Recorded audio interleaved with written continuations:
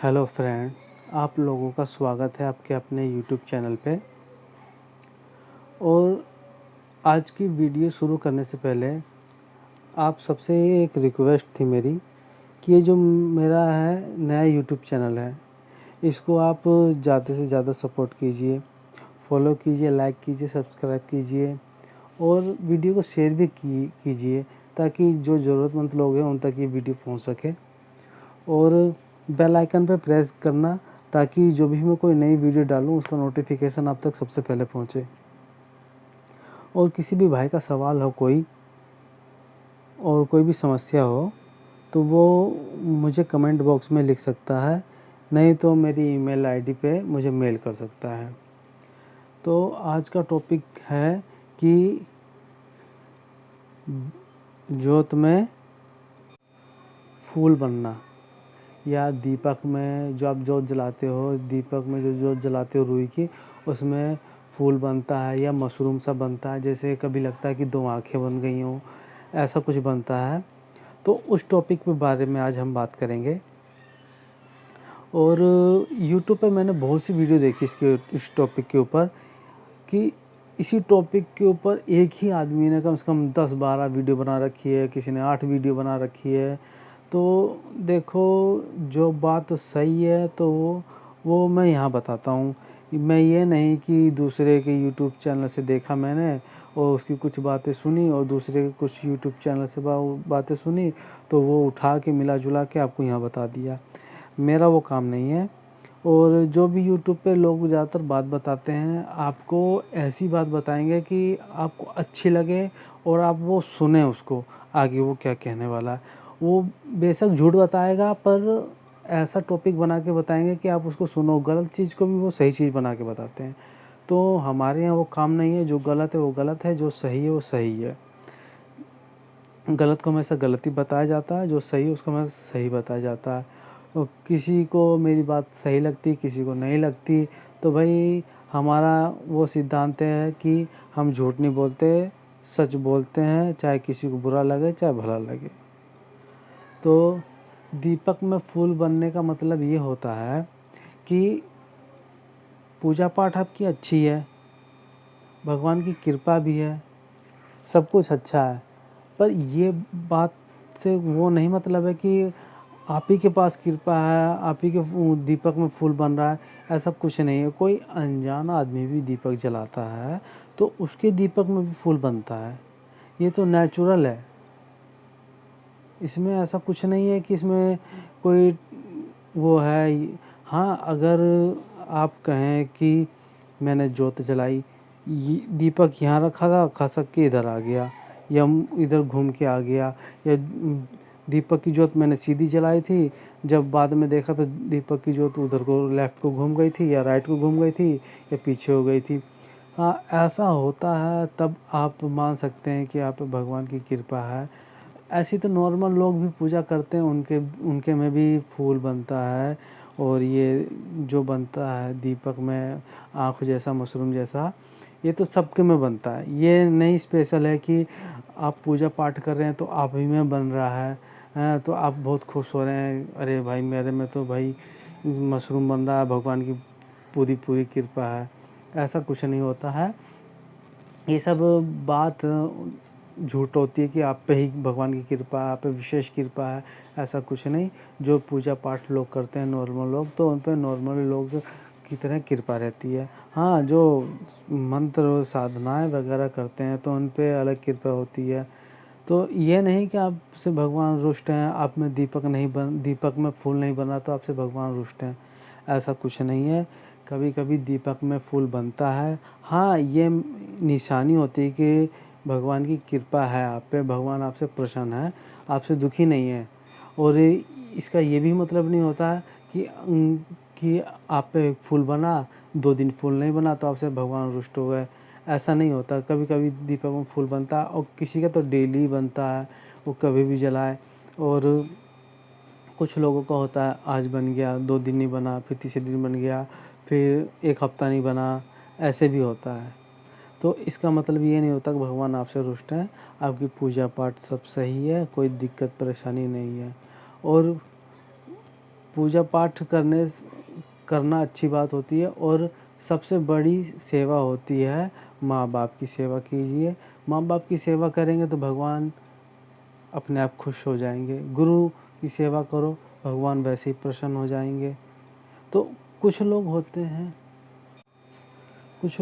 हैं कि अपने माँ बाप की तो सेवा करते नहीं है, माँ बाप को घर से भगा रखा है और जाके मंदिर में खूब पूजा पाठ वगैरह कर रहे हैं और लोगों को दिखाने कि हम तो भाई बहुत पूजा पाठ वाले लोग हैं, बहुत संस्कारी लोग हैं। तो भाई सबसे पहले अपने माँ बाप की सेवा करो।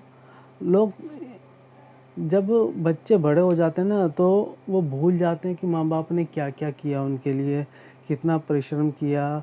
भाई उस समय उनकी जितनी हैसियत थी उस हिसाब से उन लोगों ने आपको पढ़ाया लिखाया, सब कुछ किया, जितना वो कर सकते उन्होंने किया, अपने से आगे ही बढ़ाया होगा। कभी कोई भी माँ बाप ये नहीं चाहता कि मेरा बच्चा मेरे से कभी कम हो, मेरे से हमेशा एक कदम आगे बढ़ के निकले, मेरे घर परिवार का नाम रोशन करे।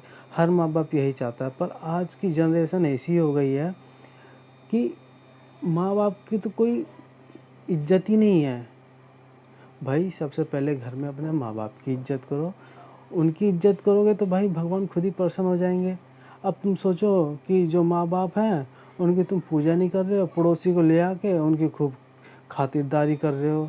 आओ भाई उनका हाथ पैर धोना, आओ खाओ जी, ये क्या खाओगे वो खाओगे ये, और माँ बाप को मार के कोने में फेंक रखा है, कहीं उनको ना पानी पूछना ना खाना पूछना। तो भाई कैसा लगेगा?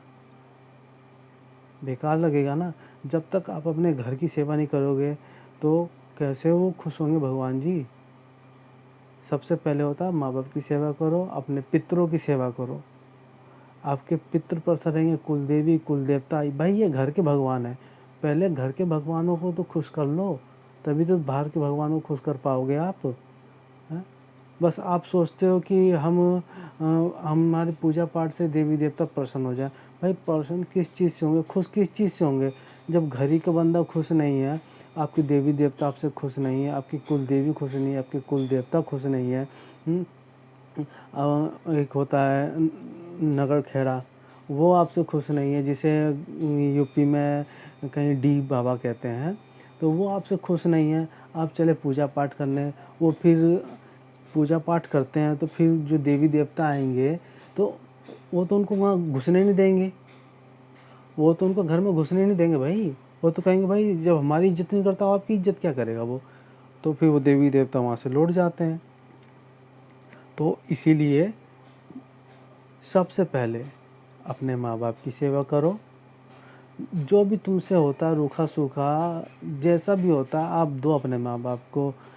अगर आप ये नहीं जानते कि आपके माँ बाप ने आपके लिए क्या किया क्या नहीं किया, तो आप इतना जान लीजिए कि आप अपने बच्चे के साथ कैसा व्यवहार करते हैं। अगर आपके बच्चे को कुछ हो जाए तो आप कितना परेशान हो जाते हैं कि ये मेरे लड़के को ये हो गया, मेरे लड़के को वो चाहिए। तो वैसे ही आपके माँ बाप ने आपको पाला है, ये मत सोचिए कि आप ही पाल रहे हैं। आपके माँ बाप ने आपको ऐसा पाला जैसे आप अपने बच्चे को पाल रहे हैं। अगर आप सोचिए आप इतना करने के बाद भी आपका बच्चा आपको ना पूछे तो कैसा लगेगा। तो इसीलिए सबसे पहले होता है अपने माँ बाप की सेवा कीजिए, फिर अपने कुल देवी कुल देवता, फिर नगर खेड़ा महाराज डी बाबा जिसे कहते हैं उनकी सेवा कीजिए। जब ये सब प्रसन्न रहेंगे ना, खुश रहेंगे ना, तो आपको देवी देवता सिद्ध करने की ज़रूरत ही नहीं है। सच बता रहा हूँ मैं, यही इतना काम कर देंगे ना, किसी की हिम्मत नहीं है कि आप पे कोई तंत्र प्रयोग कर दे। वो घुसने नहीं देंगे घर में। पहली बात वो क्षेत्रपाल बाबा होते हैं ना, जिसे डी बाबा कहते हैं, उस चीज़ को तो अपने क्षेत्र में आने नहीं देंगे, उस इलाके में नहीं आने देंगे। जब वो इलाके में आ जाएगी फिर यहाँ वो होती हैं कुलदेवी कुल देवता बीच में अड़ जाते हैं, नहीं आने देते हैं भाई। इसीलिए कहते हैं सबसे पहले माँ बाप की पूजा करो। फिर और ये सब ज्ञान ऐसे नहीं मिलता, ये सब ज्ञान आपको वो बताएगा गुरु। जब आप बनाओगे गुरु ही सबसे पहले, जब आप तंत्र साधना में जाओगे ना, तब सबसे पहले आपको कुल देवी कुल देवता अपने इष्ट देवता इनकी सिद्धि कराई जाती है, इनका पूजा पाठ करवाया जाता है। किसी भी चीज़ को शुरू करने से पहले घर की चीज़ की पूजा ज़रूरी होती है, उनके बगैर कुछ नहीं चलता। तो इसीलिए पहले अपने इष्ट देव की सिद्धि कर लीजिए, कुल देवी कुल देवता की सिद्धि कर लीजिए, या नहीं भी आपको आता सिद्धि करना तो उनके मंत्र की अनुष्ठान कर लीजिए। 1.25 महीने में 1.25 लाख का अनुष्ठान कर लीजिए, उतने में भी वो खुश हैं। उनको ज़्यादा नहीं, हफ्ते में एक बार भोग दे दीजिए तो भी वो खुश हैं। वो नहीं कहते कि मुझे रोज़ रोज़ मेरे को भोग लगाओ, वो उतने में खुश हैं। हफ्ते में एक बार भोग लगा दोगे तो भी वो खुश हैं, हफ्ते में नहीं महीने में एक बार भोग लगा दोगे तो उतने में भी वो खुश हैं। पर उनकी भी सेवा कीजिए। तो आज की वीडियो में इतना ही। अगर किसी भाई का कोई प्रश्न वगैरह हो तो वो मुझे कमेंट में पूछ सकता है। तो आज की वीडियो में इतना ही। धन्यवाद।